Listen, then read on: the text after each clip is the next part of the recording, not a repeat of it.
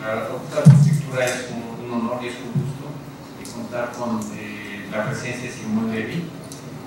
Simón es el director general de calidad de vida de SADCB, y como todos sabemos, y me parece muy importante, hablar de la ciudad y hablar sobre todo de un concepto de calidad de vida es un concepto difícil.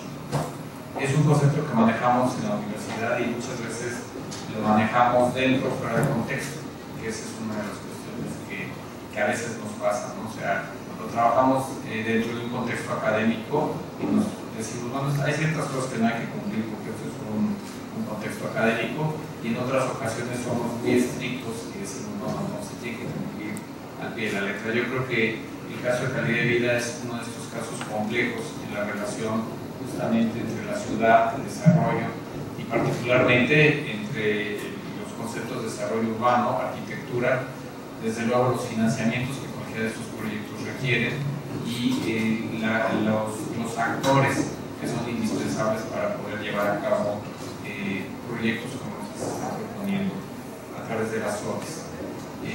Por esto recibimos con mucho agrado una propuesta que nos hizo Simón de participar con nosotros en esta presentación, en la que yo lo que pretendí como director, lo que pretendo como director es contar con la presencia de tanto de académicos como de estudiantes para conocer primero directamente de ti qué es lo que se está desarrollando dentro de calidad de vida. Ahora hablábamos de la posibilidad de generar algunas propuestas de colaboración en las que la universidad pudiera también participar prácticamente en conceptos de investigación, análisis y de toma de decisiones previas a la organización de los proyectos, pero particularmente me parece que tenemos mucho que aprender, pero también tenemos mucho que aportar, y esto es lo que nos permite el día de hoy la presencia de Simón con nosotros. Nada más para dar una semblanza sobre Simón Levy. Él fue reconocido por Young Global Leader del World Economic Forum en marzo de 2013 y emprendedor global del Foro Mundial de Emprendedores World Entrepreneurship. Es fundador de la Cátedra México-China de UNAM. Es universitario, cosa que siempre destacamos en esta universidad. Es licenciado en Derecho con especialidad en Comercio Exterior, egresado de la Facultad de Derecho de esta universidad, de donde se graduó con mención honorífica. Es especialista en Derecho Chino por parte del Indiana University School of Law y la Escuela de Leyes de la Universidad Popular de China. Es maestro en Administración y Dirección Internacional del Instituto Tecnológico Autónomo de México, el ITAM, y de la Escuela de Graduados de Administración de Empresas del ICEM. Ha realizado su doctorado en Economía y Políticas Públicas, estudios de posgrado en Derecho Internacional Privado en la Academia de Derecho de La Haya y de Creación e Internalización de Empresas en el Instituto de Empresas de Madrid. Actualmente es doctorado en Derecho de las Asociaciones Público-Privadas en la Facultad de Derecho de UNAM. Fue miembro del equipo de transición del jefe de gobierno electo de la Ciudad de México, el doctor Miguel Mancera, quien después de asumir nombró el cargo, lo nombró el 14 de diciembre de 2012 director general de la empresa paraestatal del Gobierno del Distrito Federal, Calidad de Vida, Progreso y Desarrollo para la Ciudad de México. Fue el primer abogado mexicano en obtener en 2005 su permiso de trabajo en la República Popular China para prestar servicios como abogados en este país. Colaboró con el Banco Mundial, participó en el Foro Global de Gobernabilidad Corporativo realizado por el Instituto Internacional del Gobierno Corporativo de la Universidad de Yale. Fue presidente de la IDEASIA Fund, el primer fondo de inversiones entre Asia y América Latina. También fue presidente del Consejo Latinasia, empresa que internacionalizó empresas mexicanas, así como la generación de alianzas, atracción de inversión extranjera y coinversiones entre empresas mexicanas y asiáticas. Ha sido representante del Consejo Consultivo de la Unidad de Prácticas Comerciales de la Secretaría de Economía de México, asesor del Gobierno del Estado de Chihuahua y del Gobierno del Distrito Federal en materia de atracción de inversión extranjera proveniente de Asia, China, profesor de la Cátedra de Derecho Constitucional 1 y 2 de la Facultad de Derecho de esta universidad y colaborador en diversas publicaciones nacionales y extranjeras en materias de comercio exterior y aspectos económicos, columnistas del Forbes México, Animalpolitico.com y de los periódicos mexicanos Excelsior y Milenio. Como ven, tiene un currículum abrumador, pero leí el otro día en estas revistas, hoy no voy a hablar de China. ¿Sí? Creo que la entrevista empezaba y la primera respuesta era no voy a hablar de China. Entonces, no vamos a hablar de China, vamos a hablar de la Ciudad de México, y creo que una vez leído el currículum, que es importante, podemos ver qué es lo que caracteriza al director general de calidad de vida, ¿no? O sea, cuál es la semblanza del director de calidad de vida. Es una semblanza que, bueno, está apoyado por Gustavo y por un equipo de trabajo en donde todo el mundo diría, bueno, ¿y dónde quedan los arquitectos, no? ¿Dónde quedan los urbanistas? ¿Por qué hay alguien que está como Simón al frente de calidad de vida? Yo creo que queda muy claro, es esta relación que se tiene que tener siempre con la factibilidad financiera, social, económica, ambiental, de todos esos proyectos, pues es fundamental. Y me parece que el currículum lo sintetiza muy bien. Muchas bienvenidos. Esta es tu casa, no es tu facultad, pero también la conoces tu casa. Bienvenido. Gracias. Y bueno, no vamos a hablar de China, pero yo sí quiero decir rápidamente por qué no quiero hablar de China. Bueno, primero, señor director, muchas gracias. La verdad es que es un privilegio para mí regresar aquí a mi alma mater, venir aquí por primera vez pues a tratar de dialogar con estudiantes, con profesores, con miembros de la comunidad universitaria aquí en la Facultad de Arquitectura. Es un privilegio. Muchas gracias por aceptar este espacio de diálogo, este espacio, digamos, de resonancia en donde se genera el pensamiento de nuestro país y particularmente en nuestra ciudad. Y bueno, realmente pues en esta experiencia que tuve la oportunidad de pasar casi 10 años de mi vida por Asia, lo primero que pues intenté al regresar a la Ciudad de México y a mi país es, bueno, en toda esta manera de pensar en la política pública, lo primero que, para tomar a veces una decisión, lo primero que haces es descartar lo que no quieres, ¿no? Y si yo creo que algo la Ciudad de México y nuestro país debe de empezar a dejar de importar, si ya somos una economía importadora, pues lo que yo creo que debemos de tener es que seamos importadores de modelos de desarrollo urbano que, bueno, no caben, no se circunscriben a la realidad de nuestro país. Entonces, lo único que voy a decir en China es que justamente lo que yo creo que no debería de pasar en nuestra ciudad y en nuestro país es un modelo, si se le puede llamar modelo de desarrollo urbano que está planteado en Asia, porque generalmente siempre uno voltea a ver modelos de desarrollo urbano pues en Europa, en Estados Unidos, ¿no?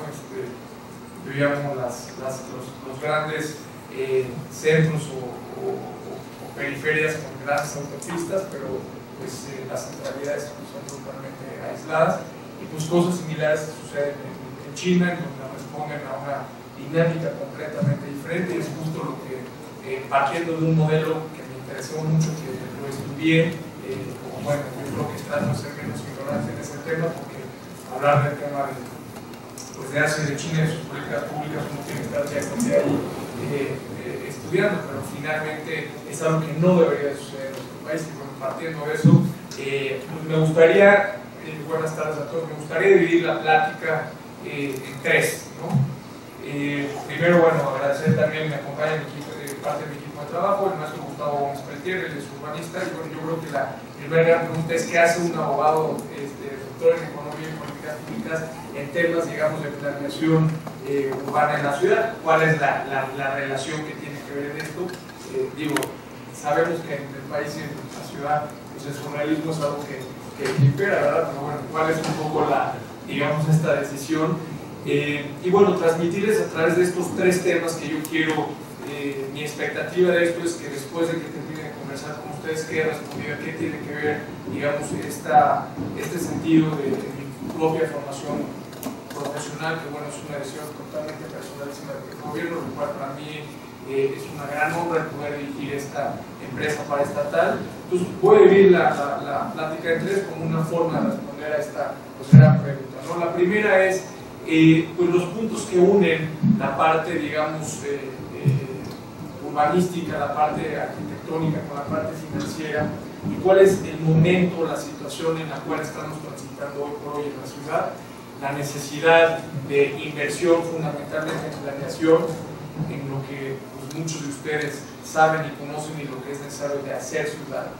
Segundo, bueno, el planteamiento concreto de las ZODES, de las zonas de desarrollo económico y social, y la dicotomía que existe entre regeneración urbana y planeación, y por qué esta distinción o esta discriminación, no solamente conceptual, sino material, desde el punto de vista conceptual y desde el punto de vista financiero, y aterrizar a partir, digamos, de, si es que nos da tiempo, no sé cuánto tenemos de tiempo, aterrizar rápidamente, digamos, en cada una de las zonas, pero haciendo un énfasis muy importante. Yo no me quiero ir de aquí sin hablar de la importancia que tiene, primero lo personal, como convicción personal, lo que es los concursos de arquitectura pública y digamos, la democracia arquitectónica, si me permiten la expresión, en la toma de decisiones y en la participación en proyectos de obra pública, pero también su tratamiento frente a esquemas nuevos, complejos, como son las asociaciones público-privadas. Hacia dónde entra el pensamiento de lo público, hacia dónde interviene o debe intervenir esta democracia, digamos, de todo el sector arquitectónico en esquemas nuevos, novedosos que están surgiendo en nuestro país a través, digamos, de esta esquema de acciones público-privadas. Entonces, bajo estas tres premisas, quisiera partir primero de esta reflexión. Lo primero que hice al pensar, al saber que iba a estar aquí con ustedes, bueno, ¿cuáles son los puntos de unión? Yo creo que esto es algo, digamos, pocas veces analizado. ¿Cuáles son los puntos de unión entre lo que hace o lo que debe de hacer la arquitectura, el urbanismo y la parte, digamos, financiera? Lo primero es que las ciudades, y sobre todo si algo no tenemos ese distingo en nuestro país, es que la necesidad, vemos a la planeación como un gasto, no como una inversión. Se desdeña la planeación y lejos de entender que la planeación es más que ser un mal necesario, es un elemento que genera las plusvalías en todos los sentidos. Bueno, entender, digamos, cuáles son estos puntos, ¿no? Y partiendo, digamos, de estas uniones, yo diría que la relación que hay entre la arquitectura y la parte financiera, tenemos que la arquitectura, independientemente de los asegúnes o las diferencias con el urbanismo, bueno, hay una gran necesidad del diseño y del pensamiento del espacio público, ¿no? Yo creo, y con mi enorme y gran ignorancia en cuanto a la arquitectura y el urbanismo, yo creo que si de alguna manera podría yo, digamos, definir como yo entiendo el urbanismo, es la psicología del espacio público, ¿no? Pensar, el pensamiento del espacio público, y en ese pensamiento del espacio público queda claro que se requiere de un diseño, se requiere del entendimiento de la genética, se requiere del entendimiento de lo que sucede en determinado polígono, en determinado espacio, digamos. Ante esta necesidad, digamos, de diseño, de planeación, bueno, evidentemente que uno de los elementos fundamentales que se tiene que hacer es entender la naturaleza de uno de los activos más importantes que tiene el Estado, que tienen las ciudades, como son los activos intangibles, entendiéndose los usos de suelo. Entonces, partiendo, digamos, de esta premisa inicial, el diseño del espacio y el valor económico y social del espacio es un punto de unión que genera la planeación, pues rescatando como primer elemento que hoy por hoy las ciudades requieren íntimamente, y nuestro país y sobre todo la Ciudad de México, entran en un instante del tiempo en donde la planeación no es un gasto, sino es necesariamente una inversión que se tiene que hacer. La planeación es un tema fundamental. Al entender la necesidad de que es menester contar con una planeación, bueno, entendemos que la planeación debe de generar plusvalías económicas, plusvalías sociales, plusvalías financieras, plusvalías que al final de cuentas le hagan honor a lo que dijimos, ¿no? Lo que hace calidad de vida, que es práctica y precisamente el nombre, calidad de vida. Debemos generar las plusvalías necesarias para poder generar estos nuevos modelos, digamos, de calidad de vida. De tal suerte que es necesario invertir en la planeación para encontrar estas plusvalías. ¿Cómo la planeación incide en estas plusvalías?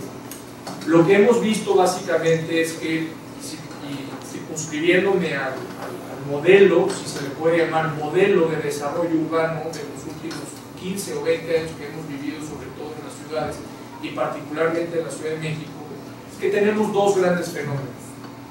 El primero de ellos es el crecimiento en las periferias, digamos en las periferias de las ciudades, básicamente porque el metro cuadrado de vivienda sobre todo no es asequible, no es alcanzable para pues, los diferentes estratos económicos sociales. Entonces lo que se ha venido dando es básicamente premiar, digamos, por un lado la especulación inmobiliaria a través, digamos, de diferentes ordenamientos.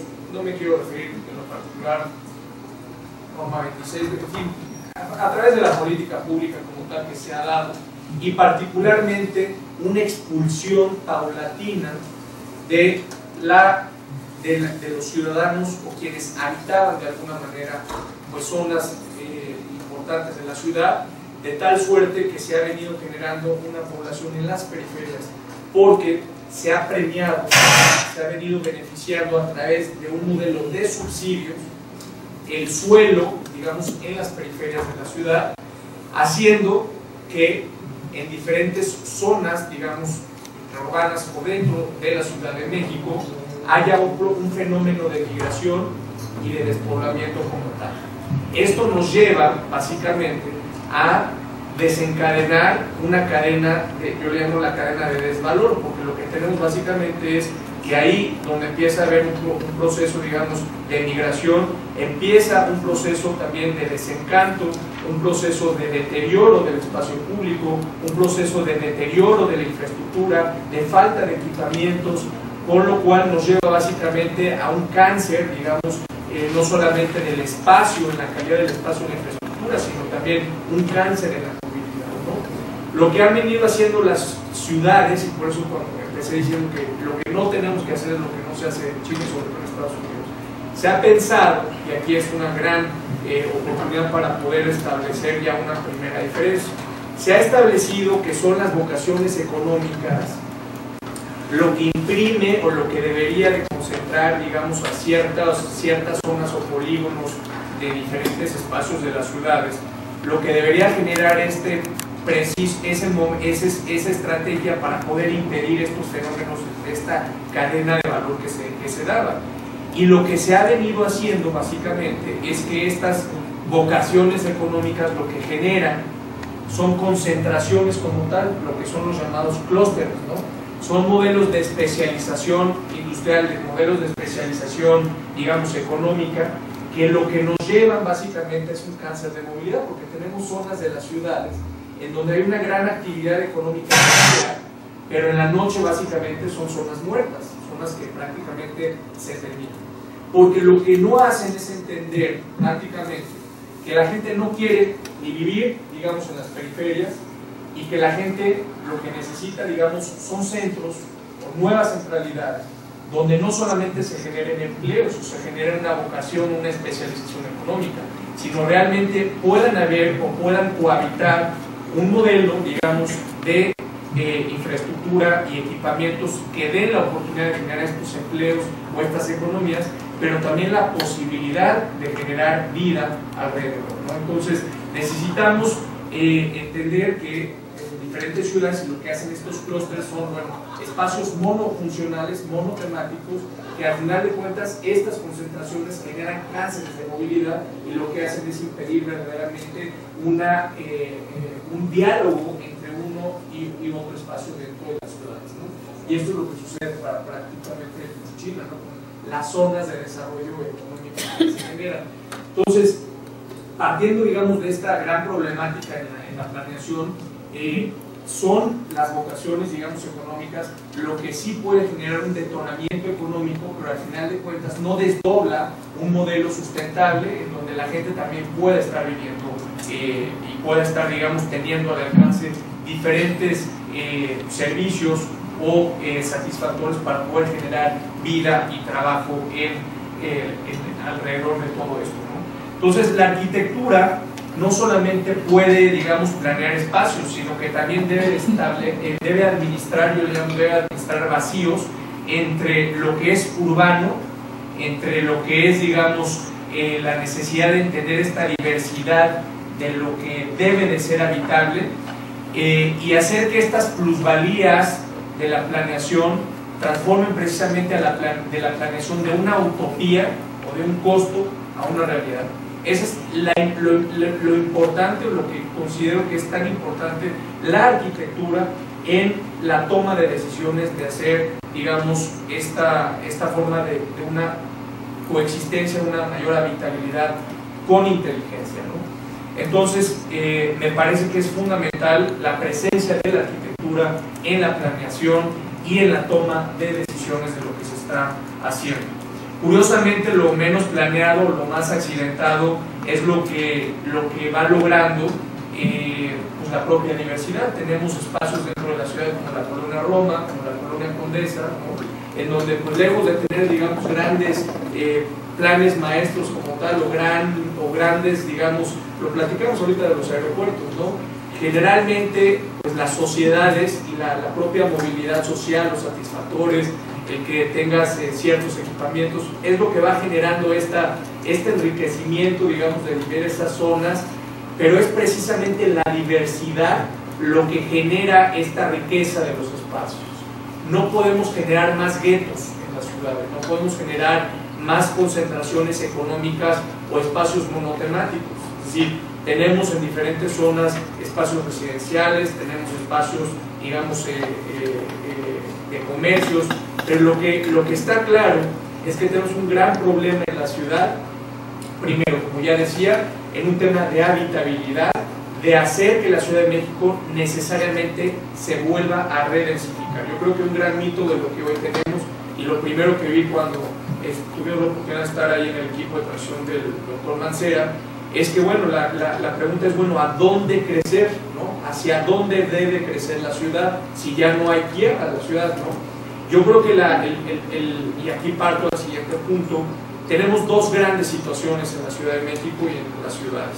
Un fenómeno de lo que puede llamarse reciclamiento urbano, y otro, pasar a la necesidad de la planeación como tal. Evidentemente el reciclamiento también engendra la necesidad de hacer una planeación, pero tenemos zonas de la ciudad que evidentemente necesitan un reciclamiento urbano, y tenemos otras zonas de la ciudad en donde prácticamente está el imperio del vacío, ¿no? Si me puedo usar el título de Lipovetsky, en donde eminentemente se requiere de nueva cuenta el pensamiento del Estado, el pensamiento del gobierno, y pensar lo que debe suceder en ese espacio público como tal.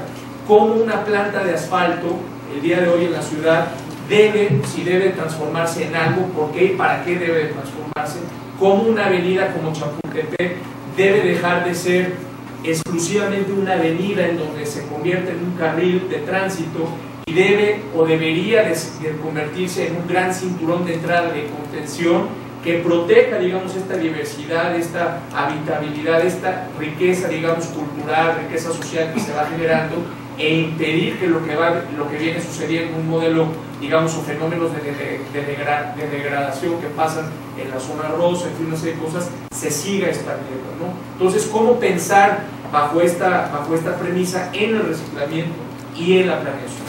Yo creo que son dos partes, dos conceptos que deberían o deben, digamos, discriminarse, deben de separarse, y que financieramente, como tal, pues tienen completamente dos formas de observarse. Partiendo entonces, digamos, de estas dos necesidades del reciclamiento urbano y de la planeación, hay una gran necesidad, insisto, en esta línea que vengo diciendo, de una necesidad de redensificación de la ciudad, de una necesidad de reciclamiento de la ciudad y una necesidad de planear hacia dónde debe y cómo debe crecer la ciudad. Pues venía en este ejemplo diciendo que el primer dilema era, bueno, pues ya no hay tierra dentro de la ciudad, ¿no? Y lo que tenemos, y lo que pues yo he dado día con día cuenta de esto, es que tenemos grandes zonas subutilizadas dentro de la Ciudad de México que requieren básicamente, lejos de pensar en crecer, aunque uno de los principales elementos en el Programa General de Desarrollo es una ciudad vertical, bueno, lejos de pensar en estas métricas, en esta lógica de que primero debe desarrollarse lo inmobiliario para que la plusvalía comercial genere la plusvalía social, yo creo que debe ser a la inversa. El Estado, el cerebro de gobierno como tal, y sin esto hablar de un tema de paraestatalización y de un tema setentero ni nada de este tipo, sin mezclar la parte económica con la parte, digamos, humanística, el cerebro del gobierno, el Estado como tal, debe tener una absoluta, y si no por lo menos una absoluta, debe de generar la certeza necesaria de hacia dónde y cómo debe crecer la ciudad. Yo creo que es algo que hemos prácticamente perdido. Hemos visto crecer de manera desproporcionada, de manera totalmente poco planeada, poco, digamos, no quiero utilizar calificativos, pero no bajo una premisa de planeación, la ciudad. Entonces partimos de grandes concentraciones en zonas en donde pues quizá no se requieren, digamos, este incremento, digamos, de equipamientos, lo cual sigue encareciendo el valor del metro cuadrado, pero tenemos grandes zonas dentro de la ciudad en donde, lejos de pensar en incrementar la presencia de infraestructura básica, servicios públicos y equipamientos que generen esa plusvalía social para posteriormente generar las condiciones de habitabilidad como tal, seguimos generando concentraciones, digamos, económicas en zonas donde no necesariamente se requiere. Entonces, lo primero que hay que hacer es recuperar esta necesidad de que el Estado como tal debe de ser conjuntamente, digamos, con la sociedad, sobre todo una sociedad democrática, debe ser este cerebro en donde sea un cerebro donde pongamos a trabajar a las neuronas del Estado, porque las neuronas pueden estar ahí, todo lo que se usa pues se atrofia al final de cuentas, y yo creo que es fundamental, es el momento en que las neuronas del gobierno deben de volver a funcionar en función de lo que debe y hacia donde se debe conducir la planeación. ¿Y cómo deben funcionar esas neuronas? Bueno, pues que deben generar reglas claras en donde, lejos de evitar, que es algo evidentemente casi imposible, evitar la especulación inmobiliaria, debe entender hacia dónde y cómo debe generar, digamos, estos modelos de crecimiento urbano. Y partimos, digamos, de estas dos premisas. Partimos de que nos dimos cuenta y damos cuenta que la ciudad tiene grandes espacios y grandes superficies que tienen áreas subutilizadas y una gran necesidad de equipamiento de servicios públicos, y que lo que se requiere básicamente es la inversión, digamos, para generar estos procesos, digamos, de reciclamiento y de regeneración, y sobre todo una creatividad gubernamental importante para que esta regeneración o esta redensificación no provoque fenómenos ni técnicos ni financieros como son los llamados procesos de gentrificación como tal. Entonces, el primer punto, digamos, de esto es pasar de la especulación a la administración del espacio, ¿no? Y concretamente, esquemas que nos permitan hacer ciudad. A partir, digamos, de esta gran necesidad de redensificación, de reforzamiento, equipamiento en zonas que requieren un reciclamiento importante o en zonas que eminentemente parten de una necesidad de planeación, nos acercamos a lo que es, digamos, un esquema en donde no solamente partimos de una necesidad de no concentrar actividades económicas, y tampoco partimos, digamos, de una dinámica en donde lo que no requerimos es incrementar la presencia, digamos, de una movilidad motorizada, como la presencia del automóvil, sino generar nuevas dinámicas en donde se pueda hacer esta planeación y se pueda hacer esta regeneración. Y partiendo, digamos, de estas dos premisas, surge este concepto como tal de las ODEs. Y aquí yo quisiera, lo primero que quiero decir es que lo primero que nosotros no deseamos ni queremos es ser, digamos, descubrir el hilo negro de nada. Al final de cuentas, lo que a veces es más difícil es hacer uso del uso más básico, que es el uso racional de lo común, y entender básicamente que lo que tenemos que hacer antes de cualquier cosa es intentar entender a la ciudad, o por lo menos intentar entender diferentes zonas de las ciudades, ¿no? Y bueno, ¿cómo se entiende una ciudad? Bueno, primero caminarla, habitarla, entenderla, entender cuáles son los equipamientos que se tienen ahí, y partir, digamos, de uno de los aspectos que a mí, y que es básicamente mi función, porque yo creo que quien debería estar aquí sentado, y bueno, evidentemente esto es una solicitud de invitación que yo hago, ¿no? Pero tendríamos que invitar aquí a mi tocayo, a Simón Lima, para que él nos hable, digamos, de este tema de planeación urbana. Mi trabajo como tal, básicamente, es hacer valer las plusvalías y incrementar el patrimonio del gobierno de la Ciudad de México, ¿no? Entonces, partiendo, digamos, desde que no es nuestro interés, digamos, poner y hacer énfasis en elementos y modelos conceptuales, sino lo que nos interesa básicamente es incrementar el valor del patrimonio de la ciudad. Nos dimos cuenta como segunda premisa, primera premisa era, bueno, se habla de una falta de suelo, y bueno, el asunto es, si hay suelo, lo que no es un suelo que pueda ser aprovechado, ¿no? Segundo, segunda premisa, tenemos prácticamente elementos en donde el gobierno de la ciudad, y sobre todo muchos gobiernos, entrega permanentemente como sistema los activos más valiosos que tiene un gobierno, los entrega prácticamente a los particulares sin que el gobierno genere prácticamente ningún elemento económico o ganancias a su favor, por un lado. Y segundo, esos activos intangibles del gobierno no sirven para modelar esta planeación o esta regeneración urbana. O sea, hoy un uso de suelo, lejos de ser un elemento que le permita al Estado no solamente no controlar, sino verdaderamente velar para lo que hoy consta en un plan de desarrollo, un modelo, un plan maestro como tal, verdaderamente se traslade de la teoría a la realidad, pues un uso de suelo lo que hace básicamente es un elemento prácticamente de corrupción como tal, o es un instrumento, digamos, que al final de cuentas no incide en que se materialice esta política pública, esta política de pensamiento. Entonces, lo primero que hicimos, bueno, ¿cómo pueden incidir estos activos intangibles de gobierno en que ya no se entreguen a los particulares nada más, sino que generen verdaderamente beneficios económicos para la ciudad, plusvalías económicas para la ciudad y para quienes habitan, digamos, en esos en polígonos como tal de actuación? Y segundo, que esos activos intangibles de gobierno, entendiéndose cursos de suelo, densidades como tal, pues puedan verdaderamente ir modelando esta necesidad de reciclamiento y esta necesidad de planeación como tal. Entonces, aquí parte un nuevo esquema que se viene desarrollando en diferentes partes, digamos, del país, pero bajo un modelo en donde lo que se ha venido dando es que las asociaciones público-privadas, y a esto me refiero, es que las asociaciones público-privadas lo que hacen básicamente son generar modelos de financiamiento con deuda para el Estado. Y entonces aquí la premisa es al revés. El gobierno de la ciudad tiene suelo. El gobierno de la ciudad tiene un valor fundamental que son los usos de suelo y tiene un valor fundamental que son las densidades. Si el gobierno no sabe cómo invertir, cómo otorgar o cómo generar estas plusvalías como tal, bueno, no solamente vamos a generar estos beneficios económicos para el gobierno, no vamos a generar estos beneficios económicos para el gobierno, sino que esta capacidad de rectoría que debería de estar asumiendo de nueva cuenta el Estado, esta necesidad de pensamiento, esta necesidad de transición, se pierde.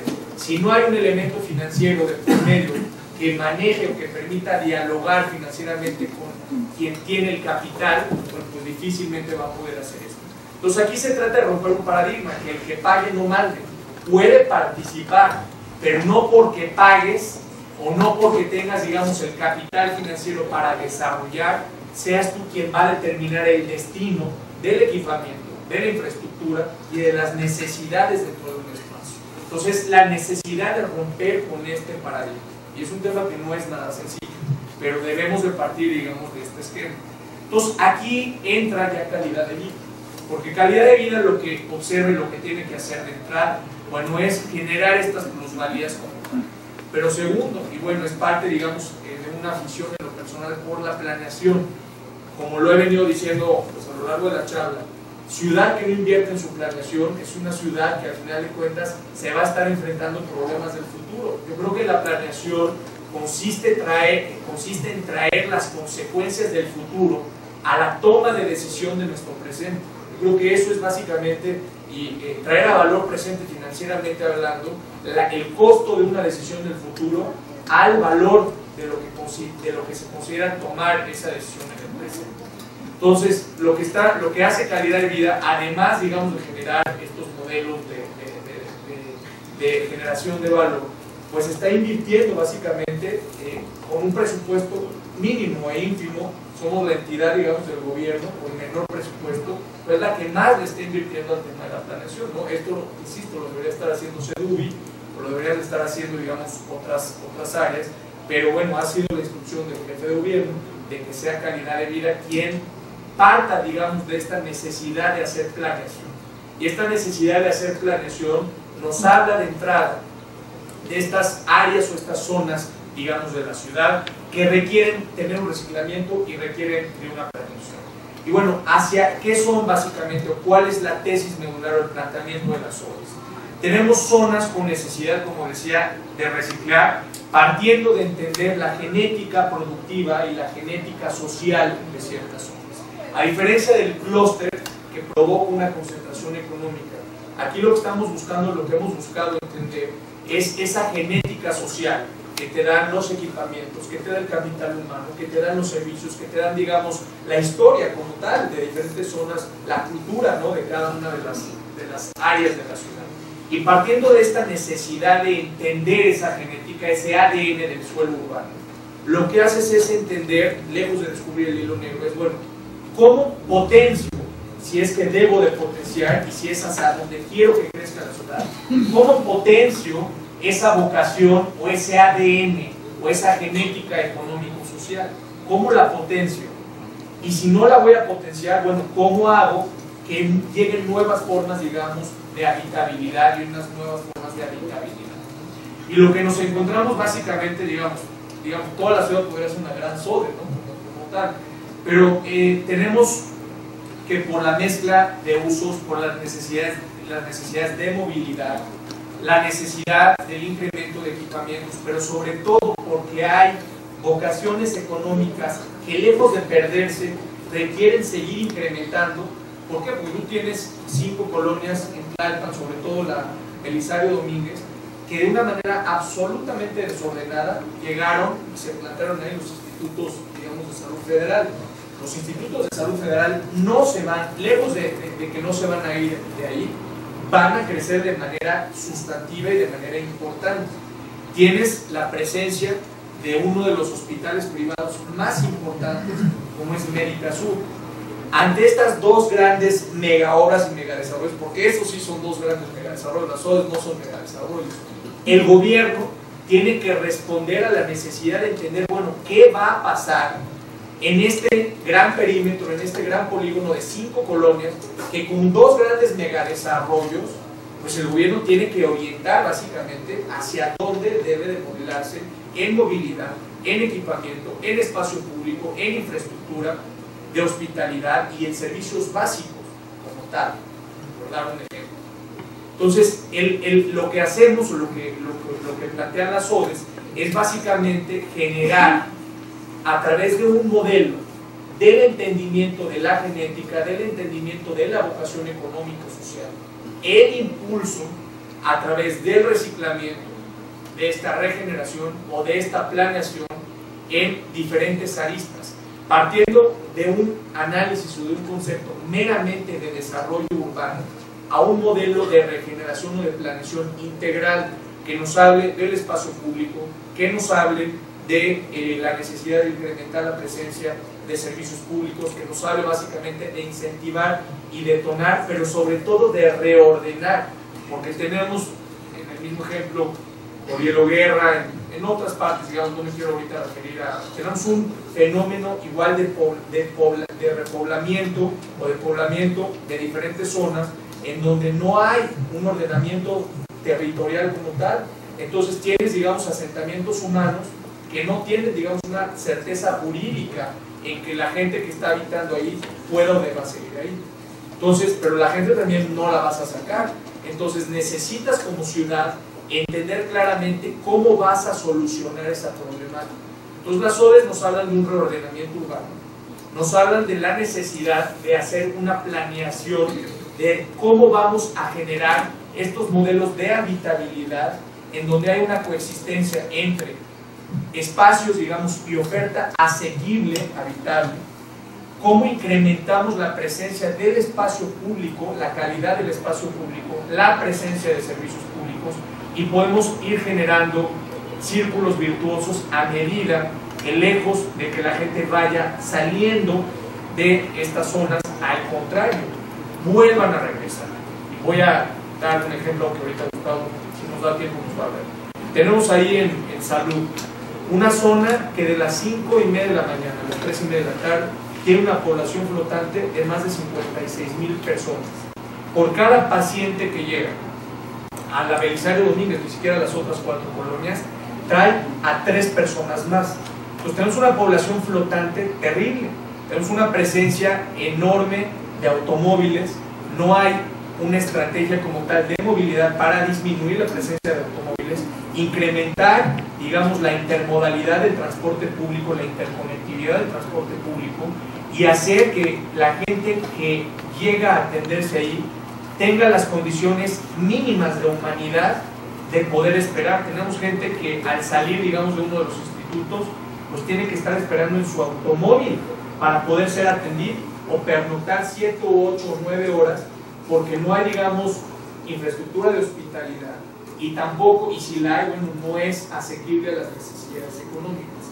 Tenemos a médicos que entran, digamos, a curar, pero salen y entran al corredor supuestamente gastronómico, que yo le llamo el corredor de la muerte, en donde al final de cuentas pues salen a ingerir alimentos con las peores condiciones de salubridad. Entonces, este surrealismo como tal que vivimos, este surrealismo urbano que tenemos, necesitamos empezar a convertirlo básicamente, como yo digo, de una utopía a una mayor realidad. Entonces, ¿qué hace o qué está haciendo Calidad de Vida y cuál es básicamente este esquema de las cosas? Es pasar de lo monofuncional a lo multifuncional, generar nuevas centralidades partiendo, digamos, de estos reciclamientos o de esta planeación, y generalmente así hacer que el valor que tiene los usos intangibles del gobierno, los usos de suelo, el gobierno deje de perder y lo sepa utilizar no solamente como un instrumento de planeación urbana o de política pública, sino básicamente como un generador de ingresos que permita generar básicamente estas plusvalías a la gente que está viviendo y que está residiendo en ciertos espacios y en ciertas, digamos, ciertos proyectos, ¿no? Esta es básicamente, digamos, la reflexión por lo cual yo estaría refiriéndome al tema de las OES. Y como el último punto, me parece que es importante abordar, porque creo que causó muchísima polémica, esta selección de los arquitectos, y que, bueno, como cualquier político se quedarían callados si no abrieran. A mí sí me gusta mucho el diálogo, me gusta abrir el tema, ¿no? Sobre todo el tema de Herzog y Neurón, por qué esta decisión y por qué y cuáles son las, digamos, las implicaciones que esto tiene, ¿no? Primero partir, digamos, de lo que es cómo nosotros concebimos al arquitecto y su involucramiento en el tema de la obra pública, ¿no? A mí en lo particular, independientemente de lo que se decida, o estoy hablando aquí a título personal y a título particular, y también lo que por instrucciones del jefe de gobierno estaremos haciendo desde Calidad de Vida, no lo puedo hablar ni lo puedo referir desde otras dependencias, pero queda claro que en cuestión de obra pública es menester y es imperativo la necesidad de traer el pensamiento de la diversidad arquitectónica a la toma de decisiones, sobre todo en equipamientos y en infraestructura pública. Creo que es fundamental, independientemente que sobre todo los periodos políticos son periodos cortos, en donde lo que se requiere es prontamente ejecutar. Me parece que a veces por no tomar en cuenta cierto u otro proyecto, o generar o contemplar amiguismos o compadrazgos, bueno, pues generalmente esto no nos lleva necesariamente al mejor de los proyectos. Esto evidentemente tiene que ser considerado un tema de obra pública. Sin embargo, cuando se involucran esquemas de asociaciones público-privadas, yo creo que la gran pregunta podría ser, bueno, independientemente de quien financie o quien desarrolle o quien aporte la cuestión económica, al final de cuentas queda claro que es una infraestructura que le va a quedar a la ciudad y que teóricamente también tendría que ser, digamos, esta democracia de la arquitectura, debería sufrir el mismo tratamiento que una obra pública como tal. Nada más que aquí pasa una gran diferencia. Cuando hay una asociación público-privada, lo primero que el Estado y en particular, lo primero que uno ve, por eso es muy importante saber qué se trata como asociación público-privada y qué no se trata como asociación público-privada, porque lo primero que uno observa es una tasa interna de retorno, y el Estado no puede pensar con una política pública en una tasa interna de retorno, es decir, cuánto dinero me va a generar de rendimiento la obra que yo voy a estar haciendo.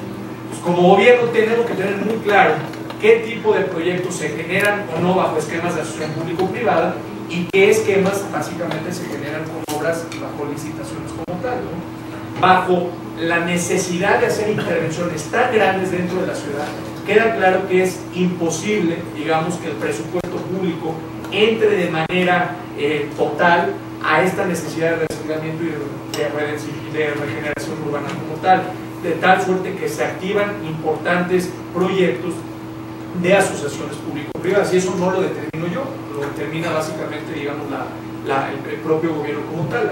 Lo que le toca calidad de vida es materializar ese esquema de asociación público-privada, de tal suerte que no puede ser generable, o no debería, o no podría ser, digamos, esta misma lógica del concurso público en una asociación público-privada, porque la arquitectura, lejos de pensarse, insisto, como yo lo observo, como una inversión, es considerada a veces como un costo, y generalmente esto termina impactando en las tasas internas o en las variables financieras como tal. No obstante eso, en lo que estamos haciendo en calidad de vida es una premisa que es fundamental.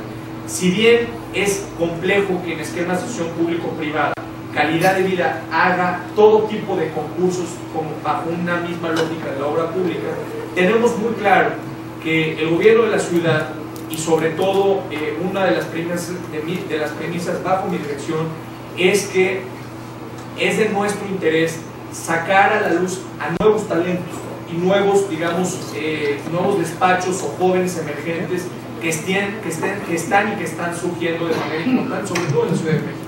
Entonces queda claro que estos esquemas de las zonas de desarrollo y sobre todo diferentes equipamientos que se van a estar concursando, y subrayo la palabra que sí se van a estar concursando, para nosotros es muy importante vincular la arquitectura nacional con la arquitectura internacional, de tal suerte que tengamos la presencia de despachos muy reconocidos, tengamos a despachos o firmas o marcas Pritzker de alguna manera, con la participación de talentos jóvenes. A mí me encantaría decir eminentemente de universidades públicas, pero bueno, no lo puedo, digamos, decir, qué más me gustaría yo, ¿verdad? Pero es importante que sí haya y sí estamos buscando esta mezcla, ¿no? Entonces, en cada una de estas zonas que estamos, digamos, trabajando, son estas fórmulas que se van a estar y que se van a estar detonando, por lo cual yo te formulé esta solicitud de invitación, de tal suerte que podamos trabajar no solamente en un laboratorio urbano. Estamos haciendo la solicitud para hacer un laboratorio urbano en donde pues, académicos, investigadores de la facultad, de la unidad de posgrado de la facultad, participen con nosotros en este pensamiento, en esta necesidad de planear, en esta necesidad de generar las bases, porque luego por un lado tienes las bases, digamos, del concurso, pero necesitas toda la justificación que te lleva a estas bases, ¿no? Entonces necesitamos que este pensamiento colectivo, esta gran diversidad, esta gran riqueza que tiene la Universidad Nacional a través de la Facultad de Arquitectura pueda generar estas condiciones básicas de estos modelos, digamos, de concurso que se están haciendo como tal, y esa es la dinámica que nosotros vamos a estar haciendo. No sé si tenemos un poco de tiempo para hablar un poco de cada una en lo particular. Rápidamente, hay 5 de ellas, ¿sí? 3 como tal ya se han empezado, porque bueno, todo lo que hablo ahorita es teoría, pues esta justificación. La primera de ellas es una necesidad, digamos, de regeneración, de replanteamiento, de redensificar, de una remodelación importante en los esquemas de movilidad, como es la zona esta de Tlalpan, las 5 colonias que estamos mencionando. No sé si me ayudas, Gustavo, a ponerlas aquí para que las puedan observar. Eminentemente aquí tenemos ya una vocación económica que va a estar ahí y que va a crecer, y entonces se requieren generar elementos de contención y elementos de planeación para poder básicamente resolver una serie de necesidades, ¿no? Tenemos una tipología habitacional, si no me equivoco, tenemos casas que estaban hechas para 9 o 10 personas básicamente, si no me equivoco, y hoy tenemos vivienda unifamiliar en donde hoy residen solamente 1 o 2 personas en estas casas. Entonces es una de las áreas con mayor necesidad de redensificación. No sé si tenemos por ahí las cifras, ¿no? Es una población de 13.930 habitantes, ¿no? Una población flotante de 58.000 personas en estas 208 hectáreas. Nos queda claro que se necesita una redensificación sustentable, cualitativa, y se requiere el incremento y la presencia de servicios públicos como tal.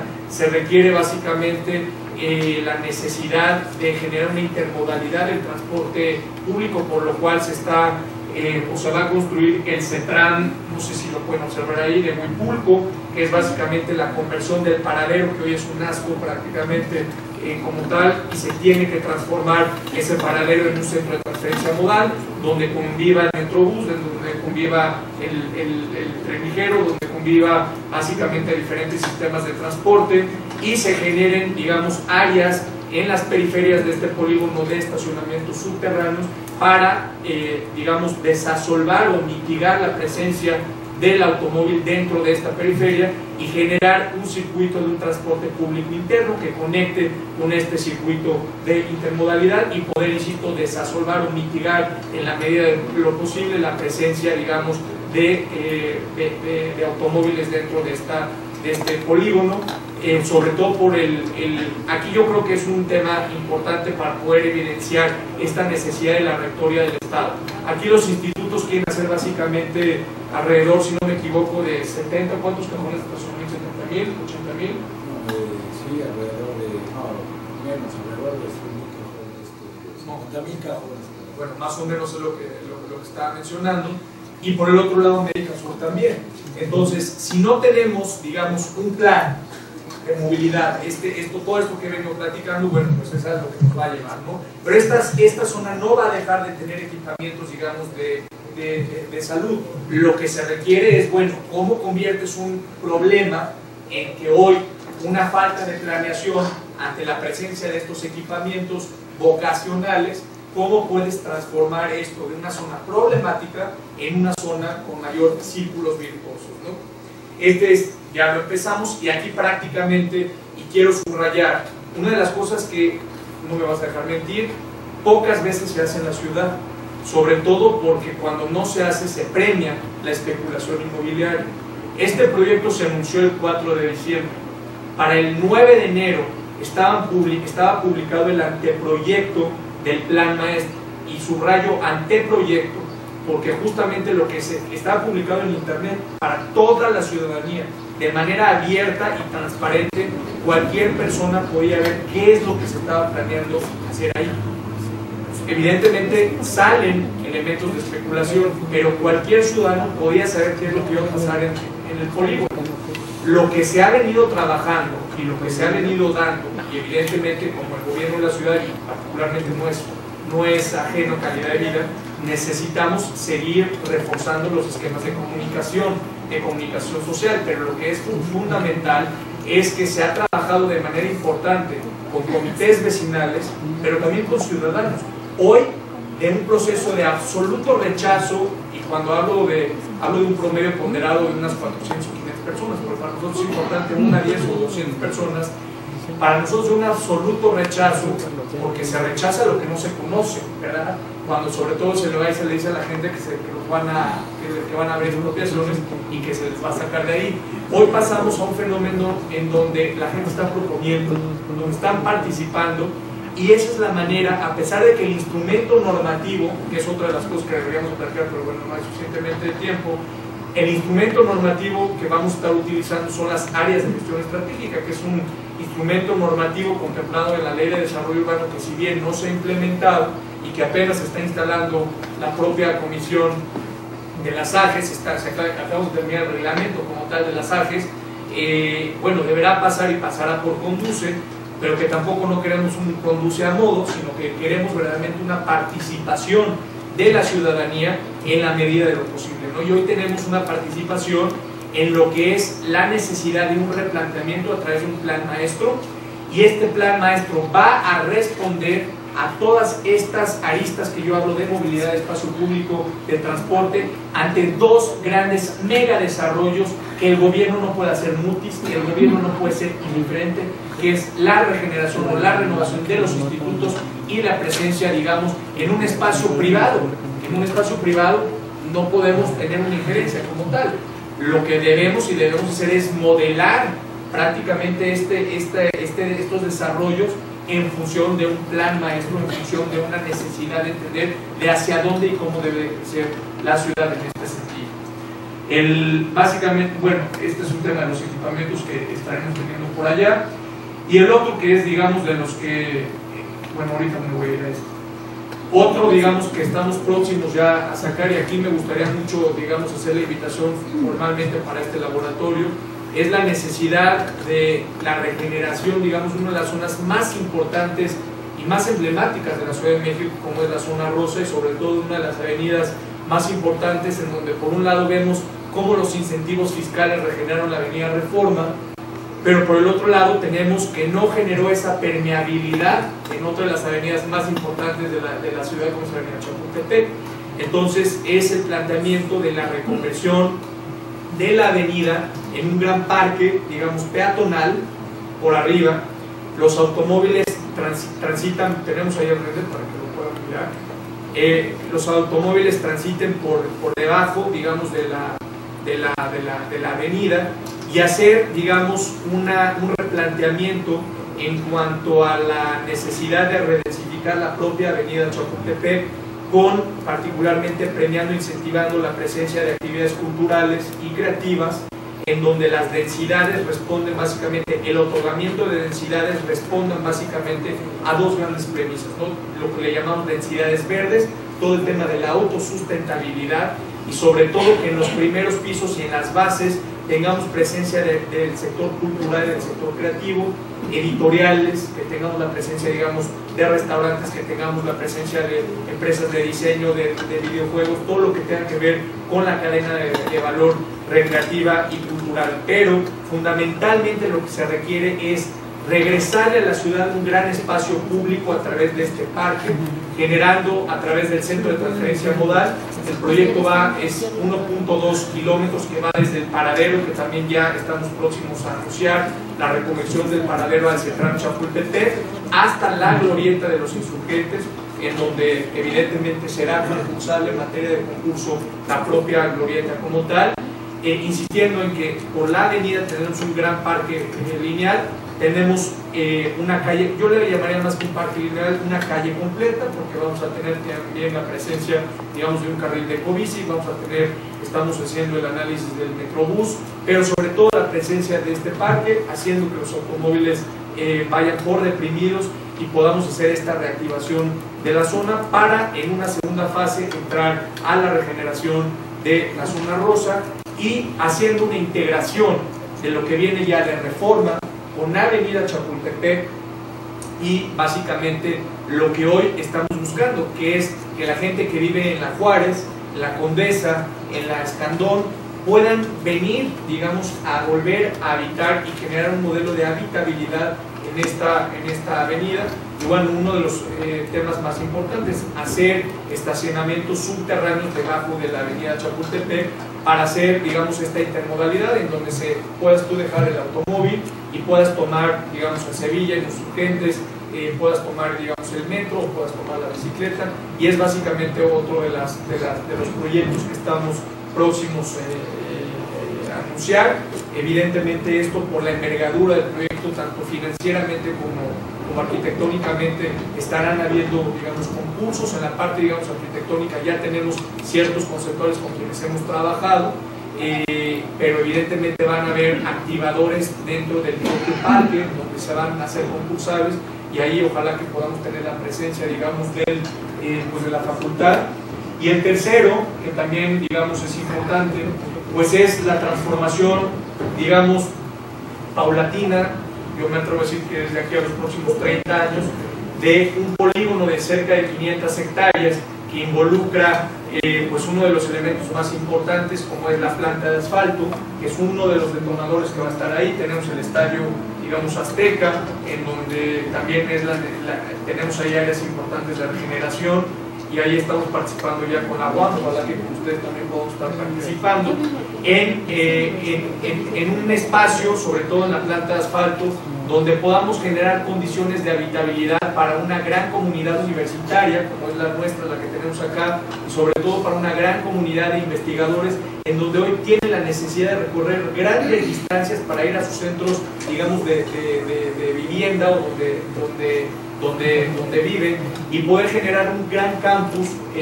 donde los investigadores, donde los estudiantes puedan tener que ver con actividades de tecnología, con actividades de investigación y desarrollo, con lo cual se estará desarrollando, digamos, esta otra SODE con actividad tecnológica y de investigación.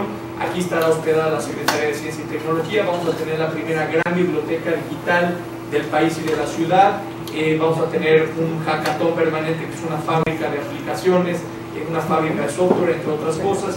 Y bueno, básicamente es que esta planta de asfalto, que hoy básicamente pues, es ociosa, pueda generar el gran reto que tenemos aquí, es lo que lo decía en la plática, es que esto permee y que no tengamos otro gran gueto, sino que al final de cuentas esto permita generar, digamos, un modelo de incentivos para que se pueda ir generando de manera paulatina todo esto a través de lo que se está proyectando con las áreas de gestión estratégica.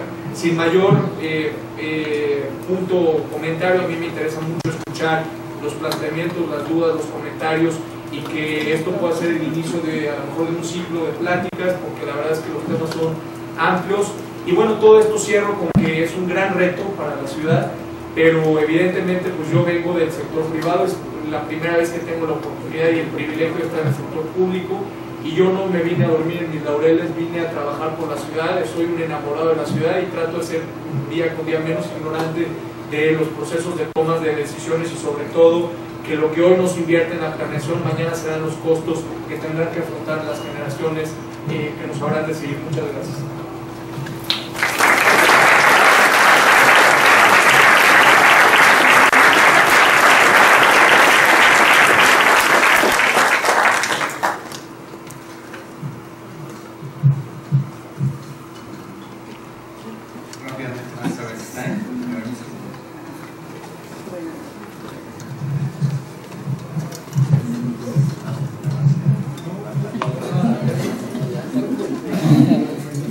Gracias por indicarme dónde queda el auditorio, si no me perdí. Gracias.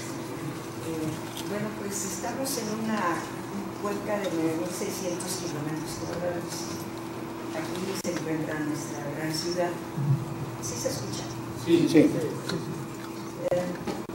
Y son 16 delegaciones. Y dentro de cada delegación existen diferentes condicionantes, diferentes tipos de suelo, diferente topografía, y hace falta muchísimo trabajo en todas, ¿sí?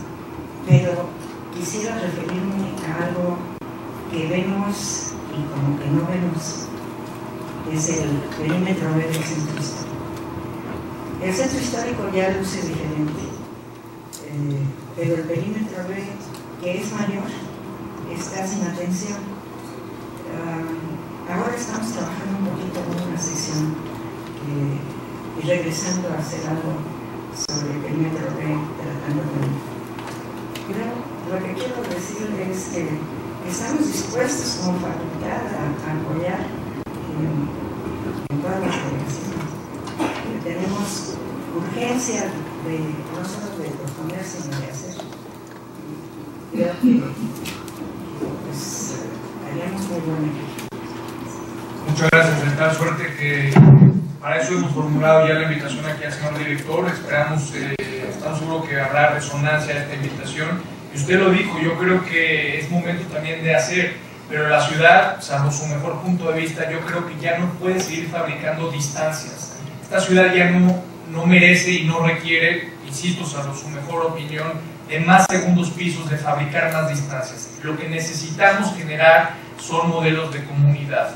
Necesitamos entender que los modelos de seguridad pública no se resuelven con más patrullas en las calles, ni pintando banquetas, ni metiéndole más luz.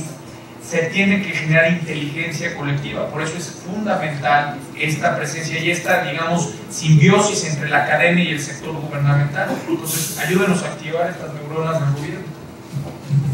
Gracias.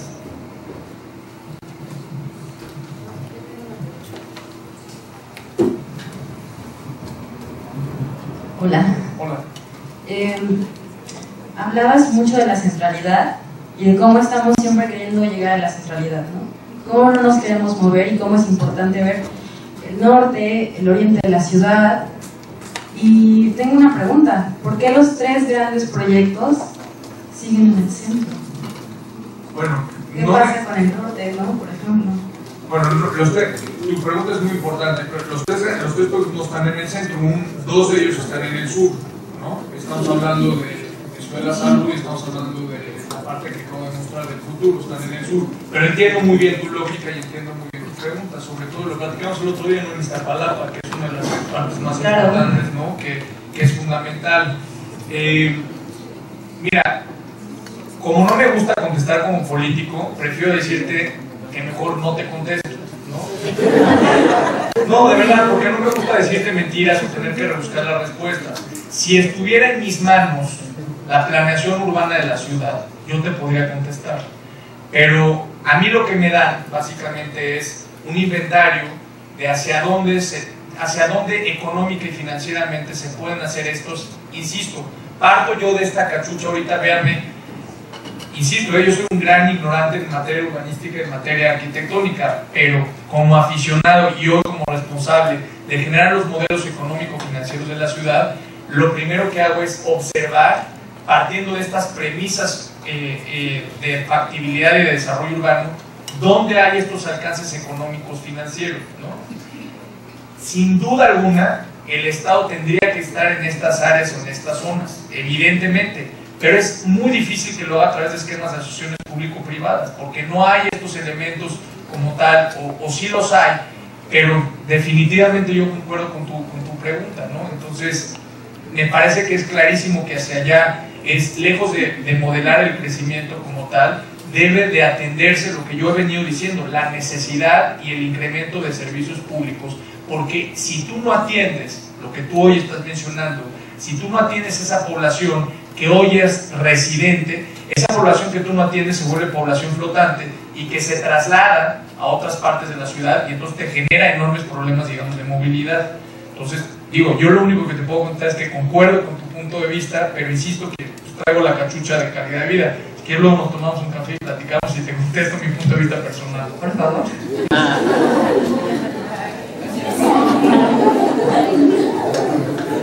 No, del tema. Hola, Pamela Castro, de la... Pamela Castro es la coordinadora de la licenciatura en urbanismo. Y el que está junto es el César González España, es el coordinador de la licenciatura en arquitectura y paisaje. La que habló era arquitecta paisajista. Bueno, te felicito por la mitad de la plática. La otra mitad, pues bueno, más o menos. Porque me parece muy, bueno, por la mitad de las cosas muy innovadoras, o sobre todo no innovador, sino que vengas y lo digas. Porque obviamente, y pues aquí ya lo sabíamos, pues, ¿no? Y lo sabíamos desde hace mucho tiempo, no desde hace 2, 3, desde hace 20 años. Pero bueno, está bien y siempre se agradece que se reconozcan esas necesidades. La otra cuestión, la segunda mitad, obviamente sí me interesan los proyectos, definitivamente, pero la segunda, yo lo que hubiera esperado para la segunda mitad era que nos dijeras cómo le piensan hacer para hacer estas cosas. Me voy a tardar 2 horas. Pues no importa, aquí llevamos 20 años hablando de ello. Esa es mi especialidad, ¿cómo? Porque, bueno, hay muchas cosas que no me gustaron, pero no, o sea, esa de la biplaneación, bueno, no me gustó, o sea, sí, yo diría tal vez la bitcorrupción, ¿no? Porque la planeación... Como yo estoy a favor de la planeación. Sí. Bueno, por eso le dediqué 25 minutos de la plática de la plana, la planeación, no, la cuestión